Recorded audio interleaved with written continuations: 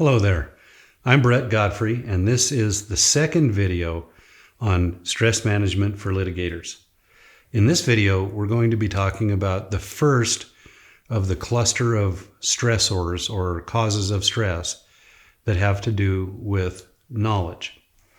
Now, it may not make sense to you at first, but the basic reason lawyers are stressed because they don't have enough knowledge. They don't have enough knowledge of the facts of their case. They don't have enough knowledge of the governing law in their case.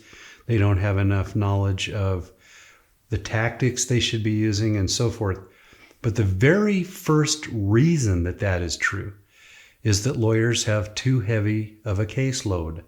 Their workload is simply too high. So they aren't able to stop and take the time necessary to assimilate all of the information they need in order to handle a case really, really well. And because they're running around bereft of knowledge, they feel stressed because they know they're going to make mistakes.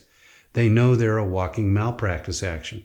And that background knowledge chisels away at you until there's really nothing left of your brain but an empty skull, which is now just a casing to hold about 3.5 gallons of stress crammed into a space much smaller than your 3.5 gallon can. Let me start by pointing out to you that the reason that lawyers have a caseload which is too heavy is because they operate in law firms that are terrified of having to let people go if they don't have enough work. So the theory, the operational modus operandi that those firms use is to keep assigning cases to lawyers until everybody is screaming for mama, and then and only then consider hiring another attorney. What that means is that every lawyer is pushed over the edge until they're just literally on the edge of a cliff. Now, if you take a look to my right, you'll see a diagram which I call the ideal caseload curve. And this is a very important core principle for you to understand in managing your own legal practice. So what you'll see on this curve is that at the very start of the curve, we are plotting benefit against caseload. So as we move across the diagram this way, we are adding caseload.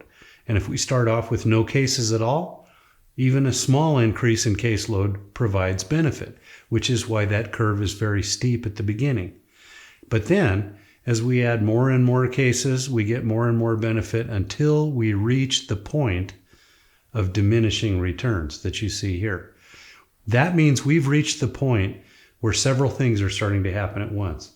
Now, in order to understand why that curve flattens out the way it does, and why you have difficulty after you hit that point of diminishing returns, you have to recognize that there's only so many hours in a day. There are only so many days in a week. And while it's wonderful to bill hours, the idea is that there's a fixed amount of time that either you can or will spend doing legal work each day, each week, each month, and so forth. Now, once you understand what that is, so for example, I could say, I'm willing to work 60 hours a week and I'm going to try to bill for all of those 60 hours. Or maybe it's 40 for you. A lot of that depends on what your firm's rules are with respect to minimum billing requirements. But once you've identified realistically how much time you're willing to spend working on cases a week, then you have a sense of how many hours each day are available for you to be doing things in your cases. And that includes learning about what's in those files, learning what the governing law is, planning strategies, and mapping out the tactical steps that you intend to follow in order to pursue victory in that case. So what that means is that is how much time you have available. It's a little bit like a painter looking at a canvas who says, can I fit everything on this canvas? And maybe the canvas is too small. Or maybe he's trying to put too much on the canvas. We all remember the movie Jerry Maguire, where he threw out this heretical idea that we would have fewer clients, less work, more quality, and more enjoyment of life, and basically got fired for suggesting that.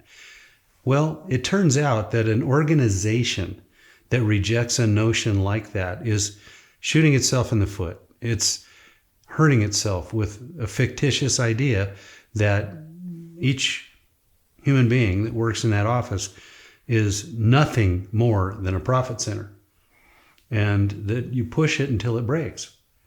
Well, if you operate with the plan of pushing your people until they break, they will break. Either they'll have a nervous breakdown, or they'll have so much stress in their life that they're miserable and can't concentrate and cannot be creative, cannot apply their best mind to the case. Or they commit so much malpractice they get disbarred. But any of those is considered pushing someone until they break.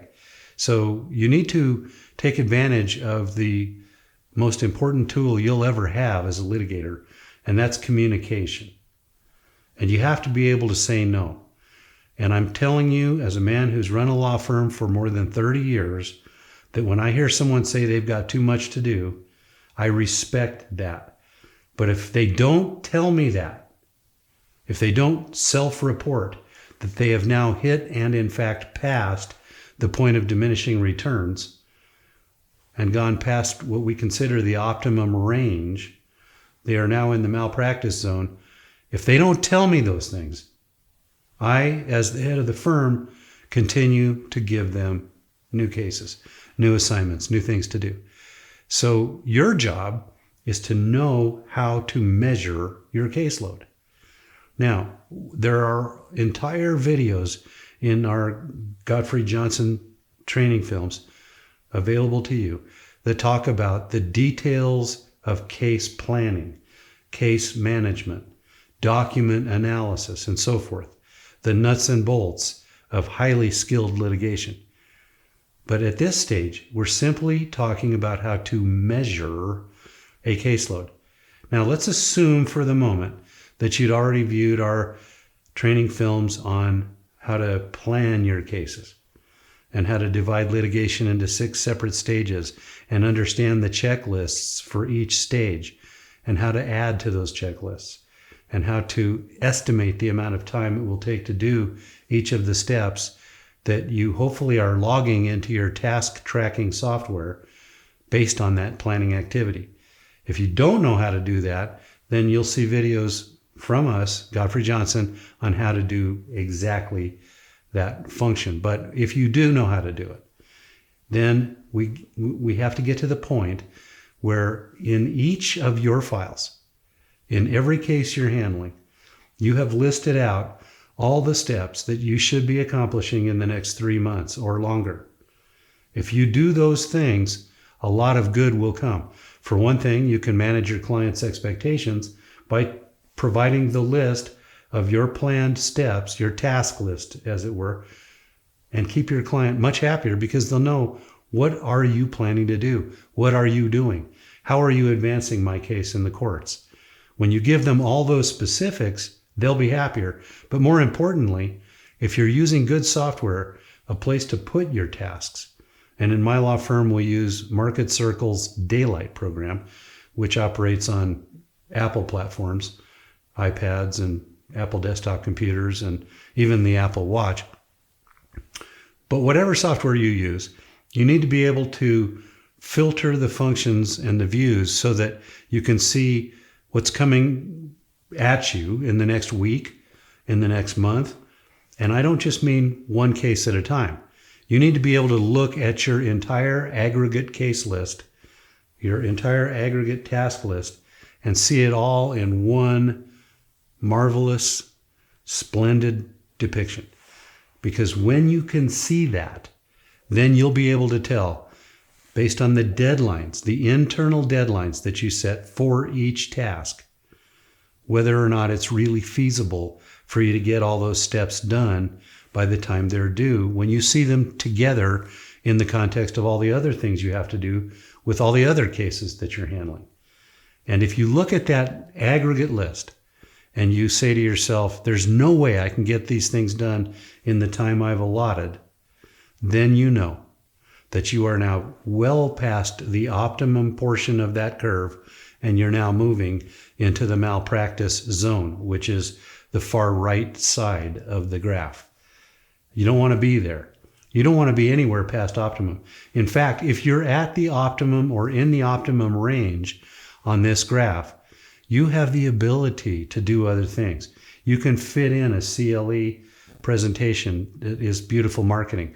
You can do other marketing steps, take clients to lunch or dinner, or whatever you want to do for professional development, your self-growth issues, the time you need to take to read up on a new field of law, like maybe it's product liability, maybe it's medical malpractice, maybe it's insurance bad faith. But you need to know more about your chosen industries and fields of practice, which means you need time to be doing that background research, that self-education that is so vitally important to lift you up out of the swamp of mediocre lawyers and up onto the rarefied peak where the finest trial lawyers live.